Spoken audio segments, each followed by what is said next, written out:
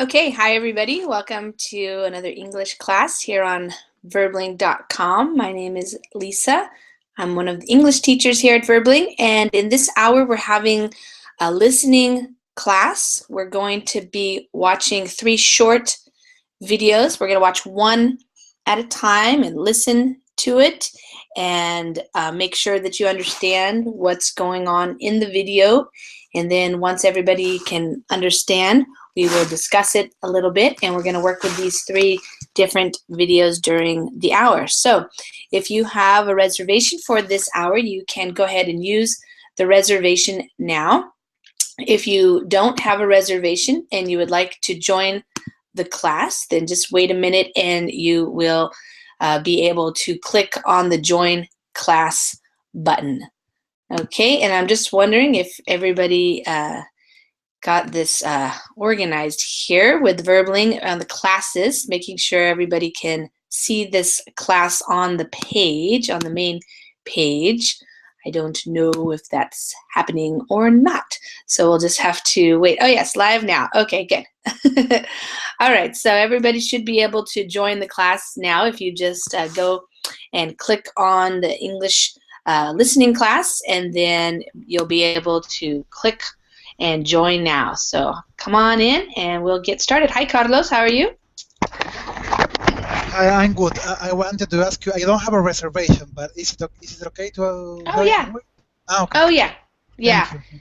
Oh sure. Yeah, you know, the reservations are just, you know, in case you know you want to make it into a certain class, but after the first 2 minutes of the class, then the reservations go away and anybody can join. So okay. A lot of this is the 3rd day here. It's my trial, and I like this, so I might continue using this in the future.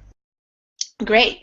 Yeah. You know, what happens a lot of times is that people will reserve for a class, but then they don't show up. So even even if it says fully booked and you think you want to take this class, just go ahead and come and see, because like you can see right now, nobody's in here except for just you and me right now. So well, maybe they're about to join. I don't know.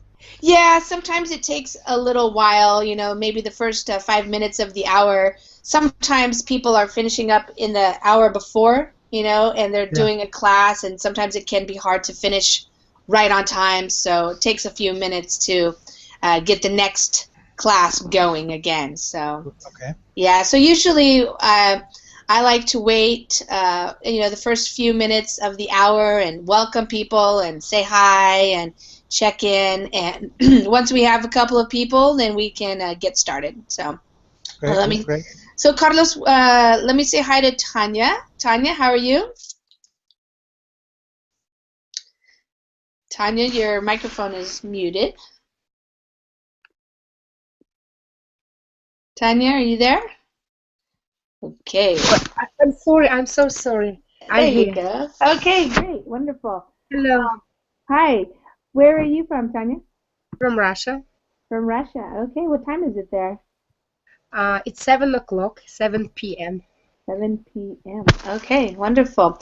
Okay, and Carlos, where are you calling from? Argentina. Oh, Argentina. Okay, great. And what time is it there for you? 1 p.m. 1 p.m. Okay, so my name's Lisa, and I am from the United States, and I live in the state of Washington, which is on the West Coast, and so for me, it's just 8 a.m., so just early in the morning here. And let's welcome Elena. Hi, Elena. How are you today? I'm fine. How are you? Good.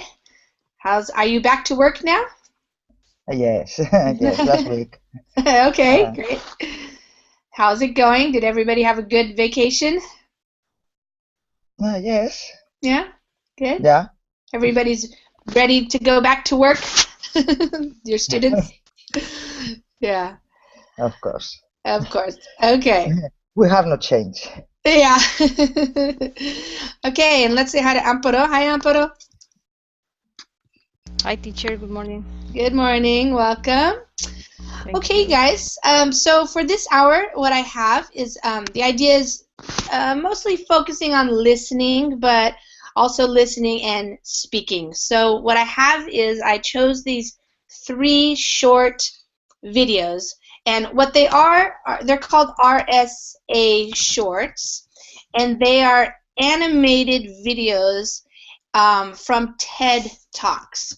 So usually a TED Talk is a 20 minutes, 20-minute long talk or presentation, but with these animations they just break them down and they put them into like maybe 2 or 3 minutes of the speech, and they make a little animation, a little cartoon.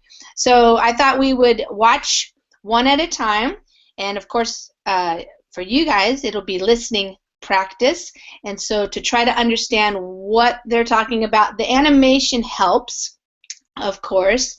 And then after we listen to it once, I'm going to check in with you guys and see what did you understand about the video. Maybe there were some things you heard you weren't sure, and I'm going to ask you some specific things. And then we'll have a little bit of time to talk about that video, like your response to it. Do you agree with what the person's saying, or what's your experience with this topic? And then we'll hopefully we'll have time to do this 3 different times, because they're each 3 minutes or less, so it won't take us very long to listen. We might listen twice. They are speaking at normal speed, you know, and I think 2 of them are American, 1 is British. So different accents too, which is always good to practice, since lots of people speak English with different accents. Okay, so in order to do this, we need to make sure everybody has their YouTube app, which is on the left-hand side of the Google Hangouts. So if you look, I'm going to screen share and just make sure everybody knows what I'm talking about. So if you're looking at my screen right now, you'll see that here on the left, oops, somebody started it. Hold on, where is that starting? There we have the Google Hangouts has this YouTube app in it, and let me make sure it's working here. And for you guys to be able to see it and listen at the same time, you're going to have your app open as well. So does everybody have the problem with when I open this, then it doesn't, the Verbling chat doesn't work, so we'll have to use just the Google chat, and sometimes I can't see you guys down here. So hi Luis, I see that you joined us. Welcome. Hello, teacher. Hi. So I'm just curious. Let me play a little bit, and I'll check in, and then I'll stop it and check in. Yeah, to make sure you can hear it. So everybody has to have their YouTube app open, and let me just do a little test to make sure we all are on the same page here.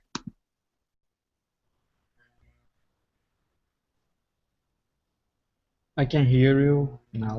Okay. So did you guys hear that or not? Yes. Okay, Yes. Apatow works for you. Tanya, yes? Yeah. Okay.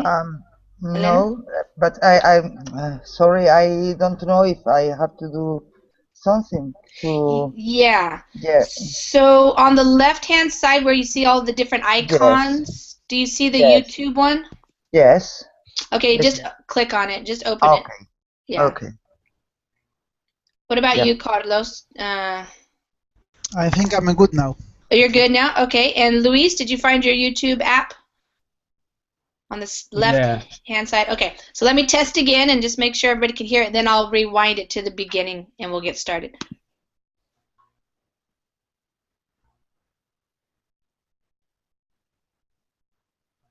Okay. How's that? Fine. Yes. Yes, Okay. fine. Yep. Great. Okay, awesome. Okay, so so my idea is we'll listen to this. It's only a little bit less than 3 minutes, so do your best to try to understand.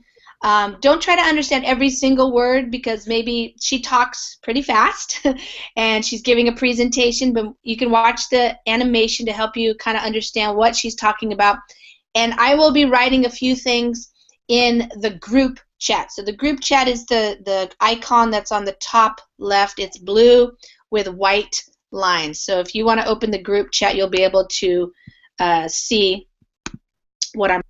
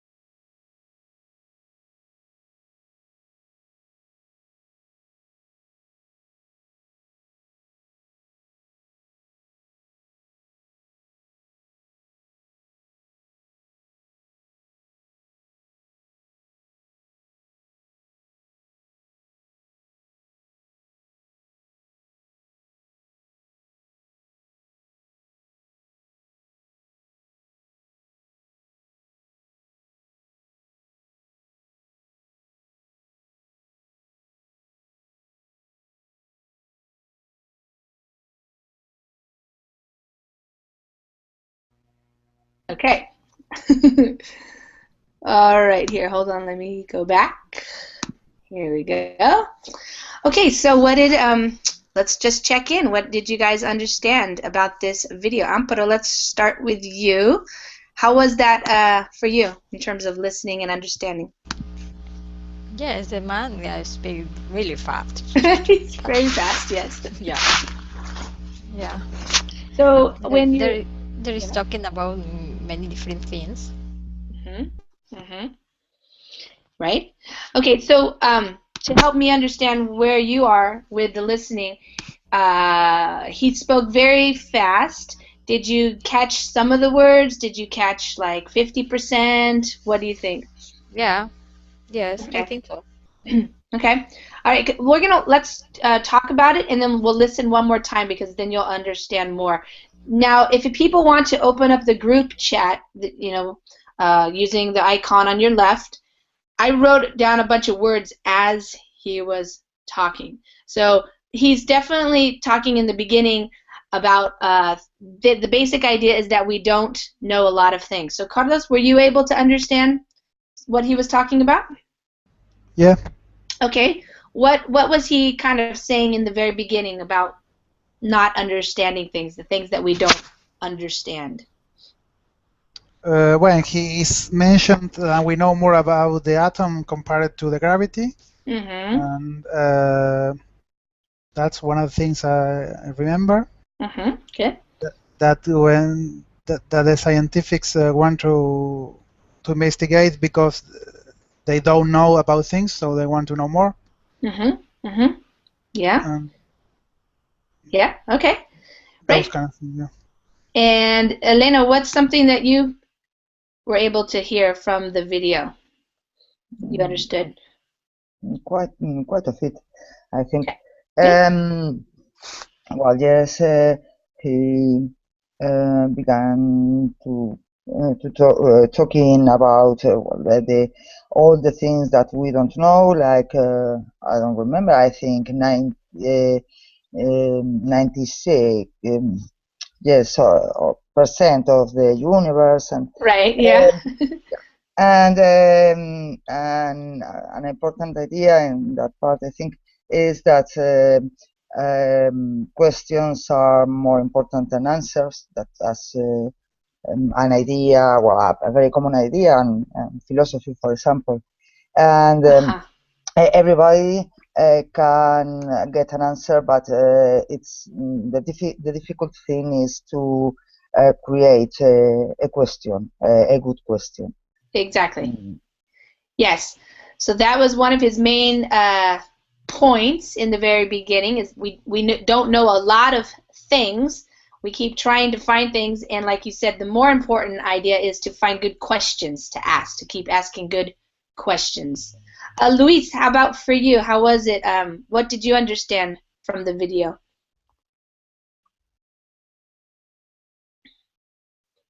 Luis, your microphone. There you Hello. go. Hi. He was saying at the end about how you use your intelligence is not just about be smart, but how you use what you know. Exactly. Yeah. And do you remember who he gave as an example of? Stalin. Yeah, Stalin. So he was saying that Stalin was very intelligent, but look what he did, So in the animation you see like the bombs and stuff. So he used his intelligence, but not in a very kind way. So, okay, good. And Tanya, how about you? What did you understand from the video? I understood from this video that this man who was talking about his ideas about he expressed his own point of view of universe and the process which is situated, and he said that it's very difficult to understand sometimes very simple things. That's why the science exists. And for example, he said about his experience of he was a comedies. He spent Comedian. Yeah, great. Yeah, comedian. he was. Yes, he Yeah. spent some years in comedy, but he hadn't got any idea why people laugh and why things funny. Yeah. Yes, exactly. Yes, And exactly. only good questions, uh, only asking right questions, you can get answers. And if scientists don't know answers, they create the science and do some experiments to find out this answer. Right. Yeah, good. Okay, great. So let me explain a few things, and we'll go over a little bit, and then we'll listen to it again to see if you guys understand even more for the second time. So to give you an overview, if you're looking in the group chat, I can also copy and paste this into the Verbling chat for people. People might be watching. Let's see here. So as he was talking, so there's something called the hard problem. You know, we don't, yes, so like you said, Tanya, he started off talking about the fact that there's so much that we don't know. I think it was 96% or something that we don't know about in the world. Even things that, you know, we've been studying for a while, like we don't know what consciousness is, so we don't know like how, like about the universe and our consciousness in our mind. What is this? Where does it come from? Why do we have it? We don't really even understand gravity, so that was one thing he talked about. Explosions, we don't understand exactly why explosions happen. And like Tanya said, he, as a comedian, I think he said for 40 years he worked as a comedian, and he still doesn't know what's funny, like, or why things are funny and what makes people laugh. He said something called ignorance drives science. Amparo, do you understand that? Ignorance drives science. What does he mean about that? Yes, because of the necessity of to know something, they lead you to investigate and to find new things. Right. So ignorance, meaning not knowing something, we are ignorant about something, that drives, or that is what fuels or like gives the motivation to do science, to perform scientific experiments, to try to figure out what is going on. And so the little pictures of the scientists, it seems like they're finding answers, but a lot of times, he said, in private, they're saying to themselves, what is this, and what's that, and why is that happening? They really don't understand a lot of things still. So that's why we continue to have more and more science. And let's see what he said. That's what makes science happen. Think of a new why. So then, like Elena said, the more important thing, and you mentioned it's also true in philosophy, is to try to find a good question. And if you have a good question, that also helps you figure out what you're going to be looking for. And that's what genius is. So genius, he described as, you know, being able to find a good question. What does it mean at the heart of any kind of discovery? What is it? Do you guys understand the phrase at the heart of? Carlos, do you understand that expression? If something is at the heart of something. Yeah, at the heart is when you are close to discover something. At the heart of, it's like the main portion of it, the basis of it. At the base, we could say too. At the heart of. So the main part of it. He also said people get really cross about. So he talked about, for example, we don't know, we try to argue about the existence of God and the beginning of the universe, and people get really cross. Elena, do you understand that? It's more of a British expression, to get really cross about something. Angry, I guess. Yeah. Yeah, Yes. we in the United States we would say more like, oh, he's really angry. You know, they're getting really upset. But in England they use cross. So if somebody's very cross, you know, about something or with somebody else, they're mad. All right. So people argue about the existence of God, the beginning of the universe, but then they don't seem to pay attention too much how to get on with their own children. He said. So that's another British expression. Luis, do you know what that means? How to get on with your children, or? Get on, I think would be how you manage, how you solve problems. Yes, yeah, that's true. In the United States, we would use the phrase "how to get along with your children." So in England, they would say "get on with," and we would say "get along with." Along, So yeah, easier. along. Yeah, yeah. So we say that. Uh, yeah. How do you interact? How do you connect with your children? And sometimes that's not the most important thing, but people argue about other things, like God and that type of thing, which Elena, you probably know about. Hi, Hamid. Welcome. No problem. Hi, thank you. Yeah. We already listened to one video, and we're kind of breaking it down now, and then we're going to listen to it one more time to see if that helps people to understand more. Because, first of all, he had a British accent, and he was speaking very quickly, so it was kind of hard to understand. Also, he said Stalin was a smart bloke. So do you guys understand the word bloke? Tanya. A guy, yeah, sure. So a smart bloke. In the U.S., we would say a smart guy, but a bloke is what they use in England. Let's see. And then his final kind of thing, his whole point of the talk at the end, I think, Tanya, you mentioned it, it was kindness. So in the end, he basically says, even though we can argue about all these other things and we don't know a lot about a lot of things, what we do know for sure is that kindness is always good. So it's better than anything else, and that's what he called an absolute, and that's why he said full stop. I'm so sorry. Can I ask a question? A Yes. smart bloke, it's British or American? Yes, it's British. British. Yeah, a bloke. Yeah, we don't say bloke. I mean, we understand it, and we might use it if we were pretending like we were British or something, but we would say, oh, he was a smart guy or smart man or smart fellow, or fella or fellow. Yeah, but bloke is British. Okay, so let's watch it one more time. So make sure you have your YouTube app still going, and we'll listen to it, and hopefully this time you'll be able to understand more words and get the overall idea.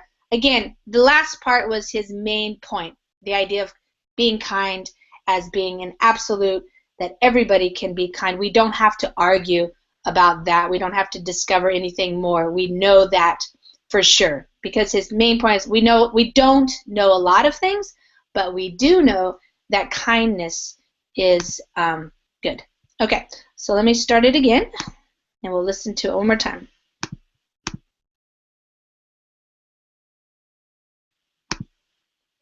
Hold on. Let me see.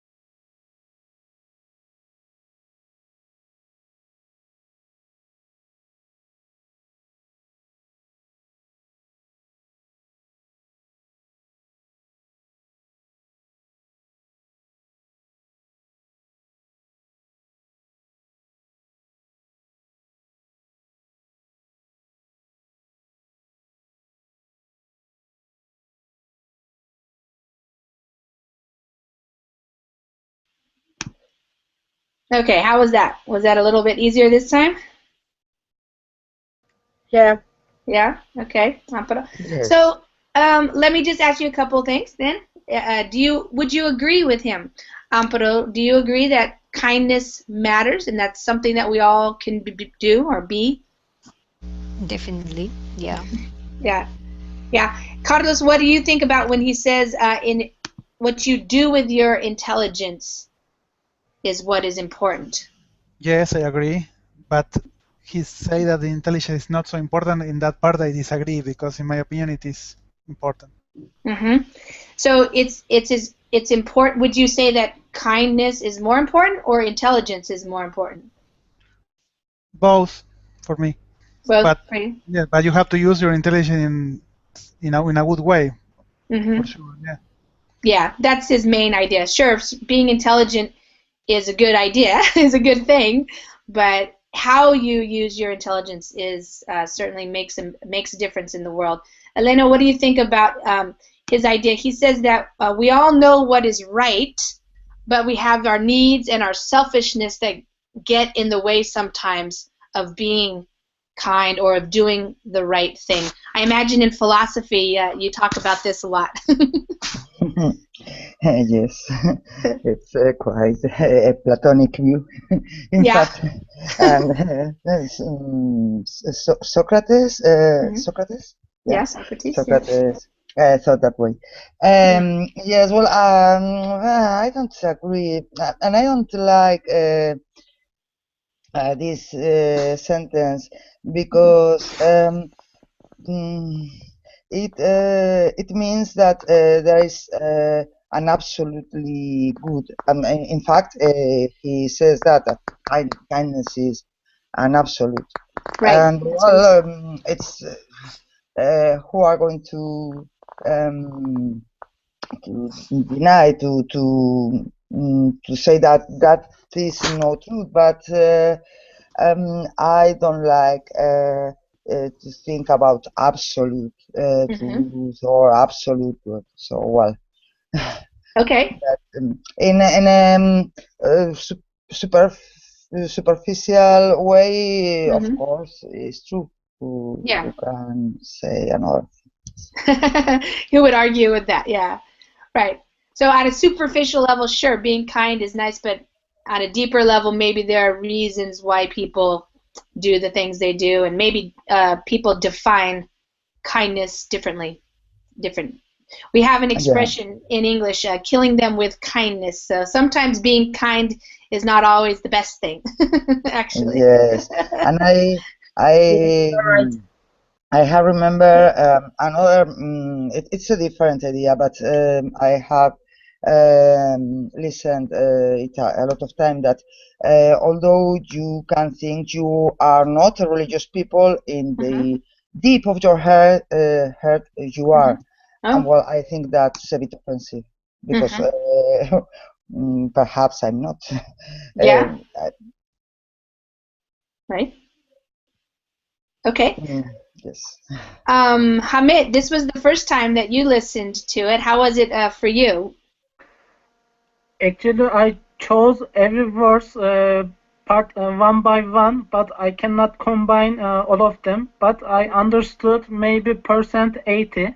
Mm-hmm. Okay.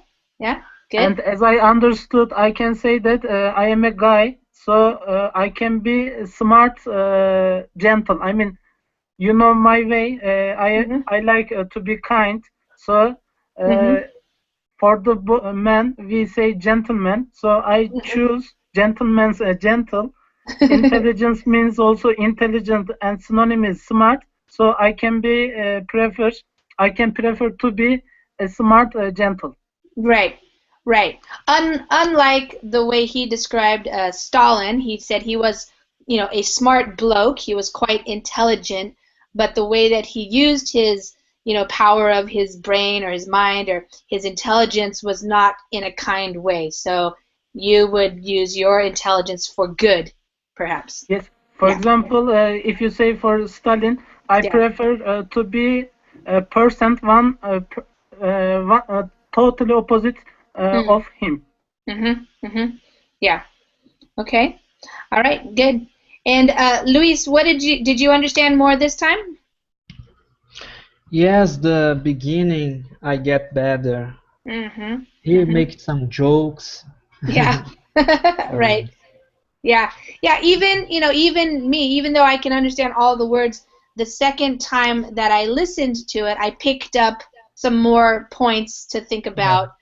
So yeah, it's true. The first time you hear something, you might, even if you speak the language, you might not understand everything that was said, in terms of remembering what you heard.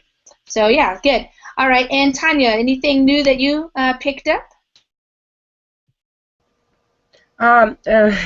No, not new, but I agree with the author that the kindness is absolute, and to be kind is good, because if we are kind, if we treat kindly with each other, it's maybe good for us. So we don't we won't be nervous, and we can cooperate with each other without any high intonation in our voice, or maybe just like that. And Yeah. maybe all people will be kind. There isn't any wars or any disbalance in the world. Mm-hmm. Yeah. That would be nice.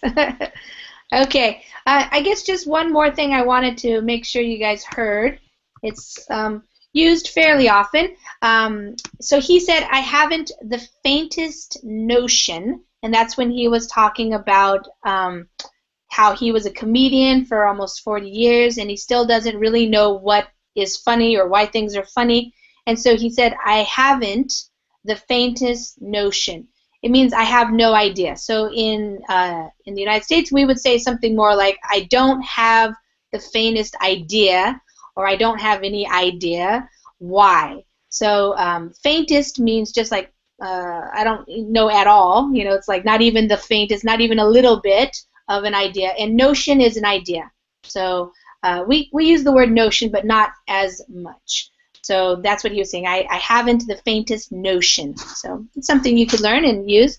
If somebody asks you something and you really don't have any idea, you could say that. I haven't the faintest notion.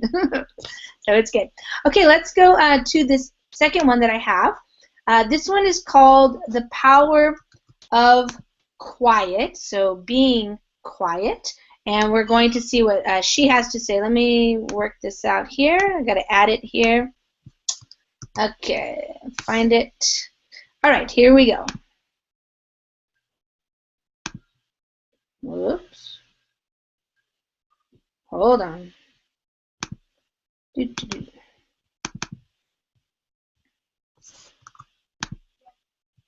That's not working. Start it again.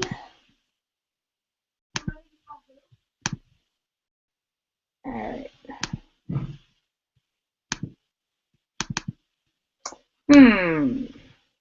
Hamit, you know how to do this better than I do. How do I Maybe get rid? link. We'll watch. Share the link, and I can try to put the list. Well, Maybe it can work. Yeah, I'm just not sure why it's not letting me get rid of this one and go to the next one. You know what I mean? Yes, I know, but if you share the link, I put it in the chat. Did you see it? I put it in. Yes, okay. Just a second. Okay. But it's the same link.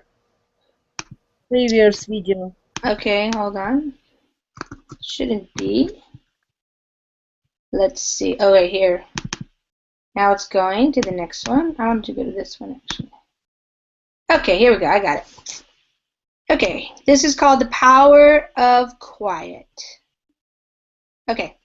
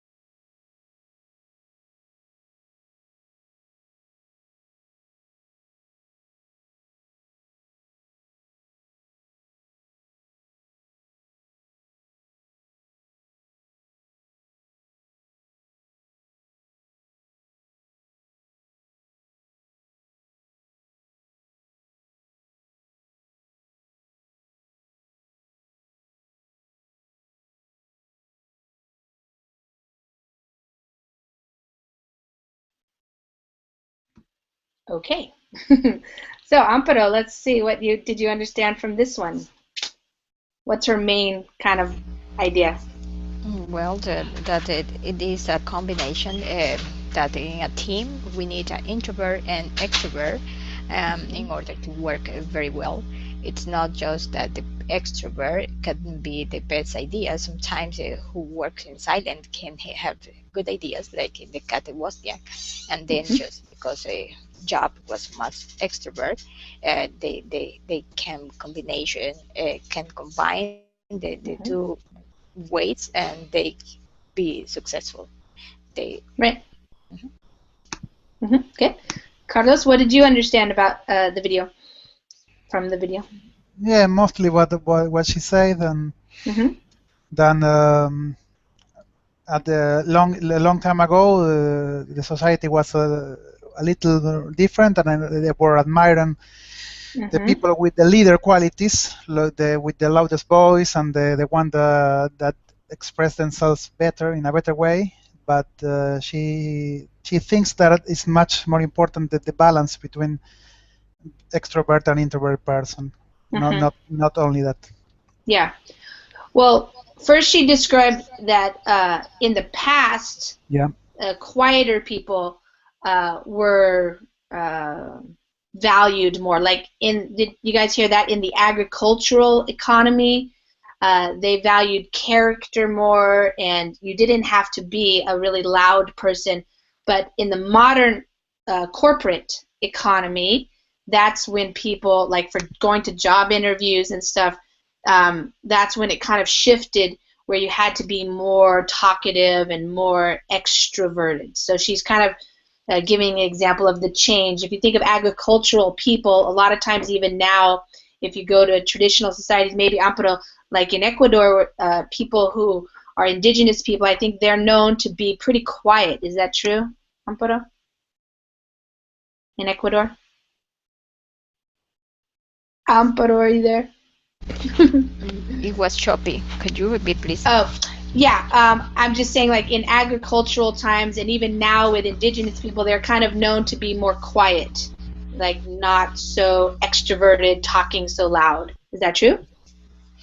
Well, that's the idea that in the time before. Yeah. But nowadays, I think that they have more appearance. They have a more. They are some people that they just are the leaders of the groups, and they are some of them that have been studying, for example, abroad, so that they have another ideas. Yeah, sure. Yes, and they now they claim for their rights, and things have changed a little. Yeah, that's true. So they're coming into the modern way of doing. Yeah, definitely. Yeah. Elena, did you understand the word correlation? She said there's no correlation between the best talker and having the best idea. What does she mean by that? Yes, correlation is when two things grow or in the same way. It means when if those two things are correlated, that means that the more you talk, the more yes, intelligent or the best are your ideas. Right.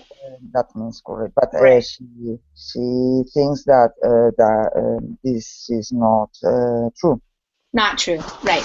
Yeah. So she said there's zero correlation between that. So when you get to in a meeting nowadays, there might be a person who's very charismatic. That means very talkative, very energetic, very assertive. Somebody might say, well, I think this and I think this.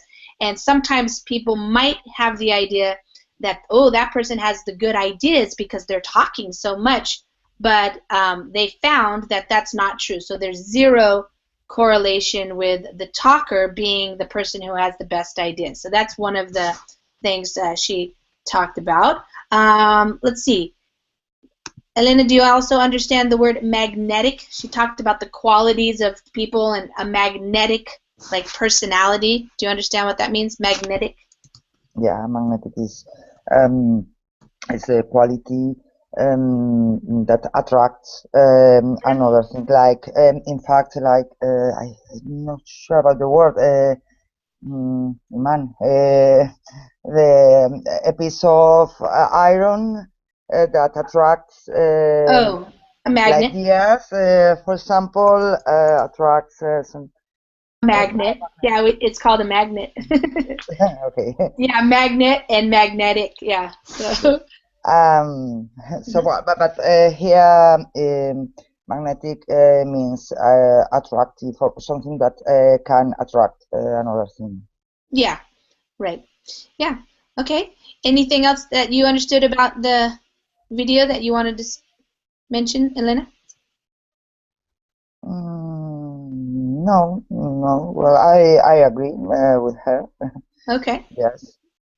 Yeah. I think, in fact, I like introvert people more than extrovert.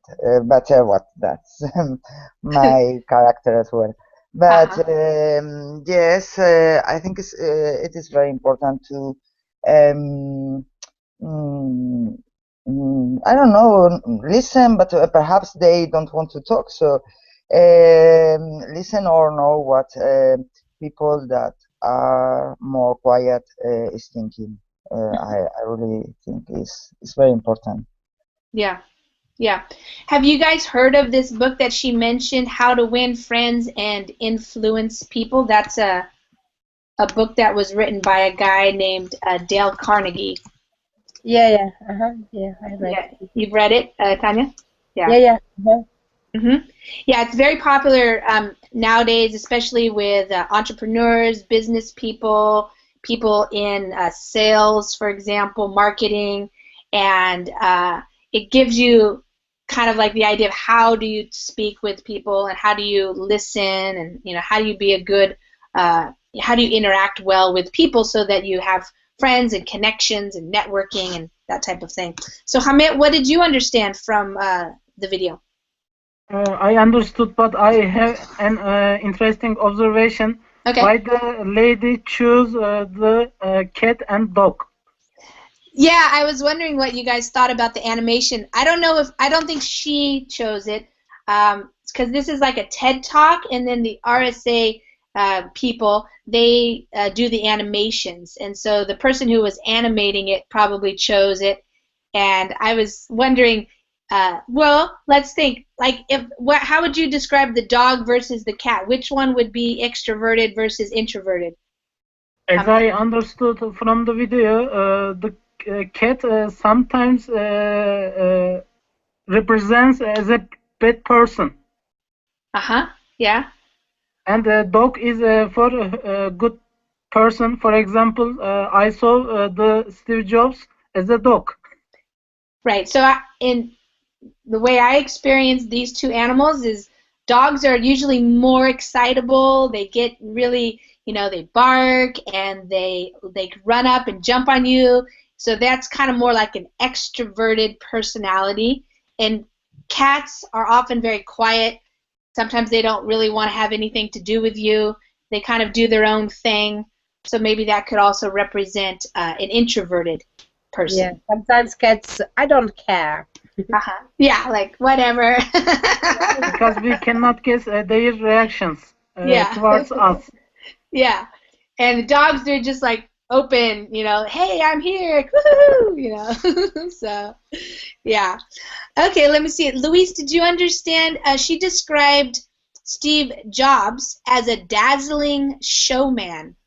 Did you understand what that means? Dazzling showman? I suppose, I don't know the word, but I suppose he is like somebody who make a good impression. Good, yeah. Dazzling is kind of like, showy. Like dazzling is like amazing, interesting. Yeah. And showman, he was definitely the showman when he presented. Even though he would wear black shirts and jeans, he wasn't very fancily dressed, for example. But what he was doing, the way he was presenting new products, he was definitely a showman. He made a show of this. Yeah.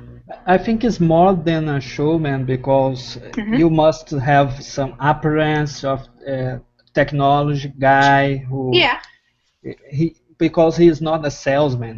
He was not crying out loud. He was just presenting something who could change the lives of the people who would buy. So he make a really good job. It was not sell a product; it was sell a lifestyle. Yes, exactly. He was very particular about what he wanted to be presenting to the public. Yeah, a lifestyle, right. That's the story that he was telling. Okay, let's see. I wanted to know, Tanya, she describes Steve Wozniak as a self-identified introvert. Did you understand that? Self-identified, do you know what that means?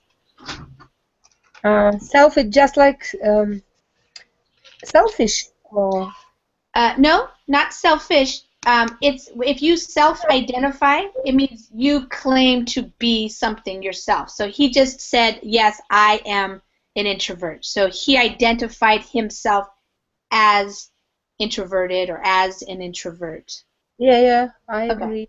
Yeah, okay. And the best way to cooperate with each other, because, for example, I can be more professional in one field of knowledges, and other people can sell or maybe can move to how to, for example, like Steve Jobs after his work, after that what he done, everybody knew what is Apple nowadays, and everybody used because he very energetic and persist to create this kind of jobs. Yeah, right. So let's see. Okay, so I wrote down he produced this amazing thing, come to pass. So something comes to pass, it happens. And then she talked about the solitary person. So I just wanted to explain a couple of things, and we'll watch it one more time. Solitary means being by yourself. So she describes Steve Wozniak as going away at Hewlett Packard and working by himself over many months, and then once he was finished, he showed it to Steve Jobs, and so he had to go off to think on his own and to be solitary, so by himself. But then he connected with Steve Jobs and two different personalities, and that combined for a partnership. So she talked about teams and combining these different types of personality traits to work together on a team. And she said she used the phrase drawn to each other. So to be drawn to somebody means you're attracted, like you're interested. So these people can be drawn together to work with each other, and that's going to be a better situation instead of having just extroverted or just introverted people working together. The only other thing I wanted to make sure you understand, she said, I'm trying to fill in the gaps. So she's trying to, before the agricultural society, people were quiet and they valued that. Then we have the corporations where being more extroverted is more valued, and she's trying to fill in this gap now. So instead of, this gap between introverted, extroverted, and this gap in between, the space, she's trying to help people come together and use the benefits of each type of person. So there's pros and cons, or good and bad, about each type of personality, and she wants to bring them together so people can work together. So let's watch it one more time and see if you guys understand a little bit more. And we're not going to have time to watch the third one, so we'll finish watching this and maybe just have enough time for maybe one more comment from each person, something like that. So let's do it one more time here. Okay.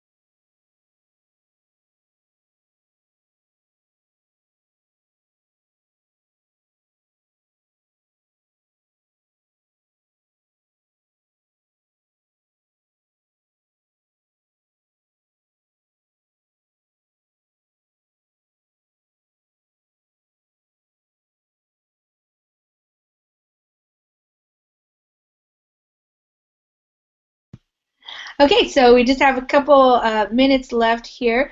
Amparo, do you agree? One thing I wanted to mention is that I picked up again after watching this is the idea of filling in the gaps. Is she was saying that we've really valued the extroverts, the advantages of having an extroverted personality, and we've kind of focused on the disadvantages of being an introvert, like, oh, they're shy, or oh, they don't talk, or oh. And so she wants to fill in the gap and make it so that we value both extroverted people and introverted people. Amparo, any last comments about this? Do you agree with her? Did you like the drawings? I really liked the drawings. And I noticed the dog and cat more this time, Hamid, that you mentioned it. Amparo? Your microphone's muted. Okay, Carlos. Now, can you hear me? Now I can hear you, yeah. Okay. I think it was the hardware. Oh. Okay, yes, it's real. Sometimes people don't consider that the introvert people can be successful, but without his or her help, probably it's not be. They are not going to be successful in a company, because sometimes that introvert is like a worms inside of the company. They are working alone and without many things around there. Around them, yeah. But when they have a good idea, it's time for extrovert to enter and try to do the part of her job. They try to show to the rest of people the project that the introvert person is working on. Carlos, what do you think about this? Would you agree with? I mean, did you like the talk? Yes, I like it very much. Yeah. Okay, good. And the yin and the yang, I like she was talking about that, so giving equal time or space to both introverts and extroverts. And Elena, what do you think about it? Did you understand more the second time? Yeah, I don't know, yeah.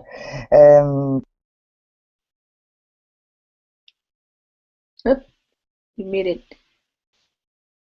Okay, well, we are out of time. Hamid, thanks for mentioning about the cats and the dogs. I noticed it more the second time around, and it was very interesting to focus in on that. So that was cool. Yes. Maybe main idea keeps in these animals. Yeah, the animations can really help sometimes to understand what, bring out more of what the talk is about. So yeah. Okay, you guys. Well, if you think these are interesting, it's kind of fun. TED Talks are fun, but the RS Shorts is what you can look up on YouTube if you're interested in watching more of these. There was one more that I had that you can find on empathy, which is Brene Brown, which is interesting also. So thanks for coming to class, and I'll see you guys later. Okay. Take care. Yeah. Bye, guys. Bye. Bye.